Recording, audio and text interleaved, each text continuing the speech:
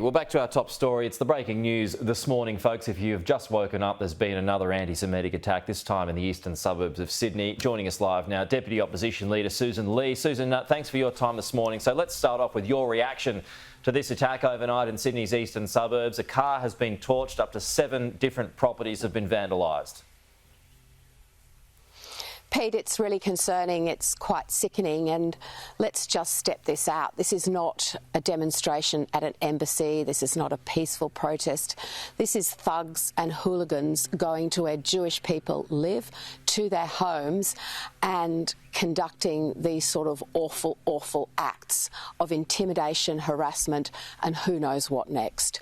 So I want to see arrests, I want to see action, I want to see strong leadership from the Prime Minister, and I'm not sure that we're seeing that now. Last week when I spoke on this program, I said I felt as if the harmony Australians feel around their multicultural society is fraying. And a lot of people reflected that back at me over the next few days. They said, yes, that's how we feel. Now, we need leadership. We need a Prime Minister who can step in, take the action that's needed, and not be as wishy-washy as what we have seen to date.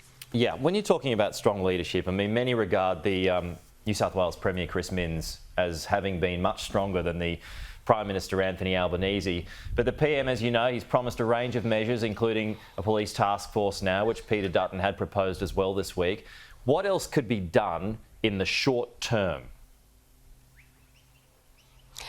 Pete, yes, the Prime Minister did finally get there, but Peter Dutton led that from opposition. I was so disappointed to see images of him at the tennis, playing tennis with fundraising gigs in the West, while the Jewish community was hurting in a way that I don't think they ever have in this country before.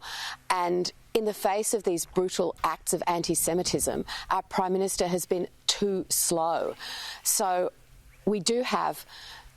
We've passed laws, we've got state premiers, we've got lots of activity from our wonderful police officers when there are protests. But I need to see strong statements. Australians need to see a much stronger statement about this. And we need to make sure that we take the action that we need to, and that includes advice from our agencies and the people who know what sort of awful acts are going on behind the scenes to actually advise and then be confident about taking those next steps. And that's just not what Australians are seeing from their Prime Minister. OK. A couple of other issues to get to this morning, Sussan. So the PM's had a rough spell, to be sure. Today he wants to shift that focus to childcare. Big discounts coming for 70,000 extra families with subsidies for 3 days a week. Do you support those changes? Whenever you see big spending from this government, you always have to ask the question, Pete, who is going to pay? We want to see affordable, accessible childcare. Of course we do, but it has to be sustainable. And if a family, let's say, that owns their own home on $530,000 a year is receiving 3 days of free childcare without an activity test connected, let's say, and the people who are paying, because it is always taxpayers who pay, might be a couple earning a lot less than that who actually don't own their own home. So it has to be fair, and I'm not sure whether this is going to be fair, and I'm not sure if it's going to answer the needs of early education and care across the country either. So it would be your preference to keep things as they are, to keep that activity test, which your government strengthened back in 2018. You want to keep that as is?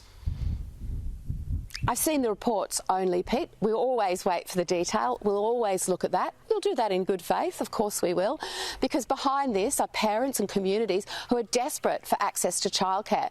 But the activity test is really important, because I'm in a small regional community in Wentworth in far west New South Wales, and if you can't get into childcare, it means you can't get the doctor in town, you can't get the professionals in town, you can't get the businesses opening when they need to.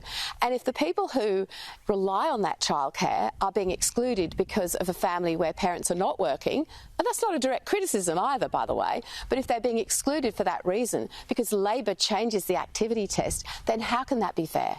All right, Sussan, we are out of time, but thank you for your time this morning. We'll talk to you soon.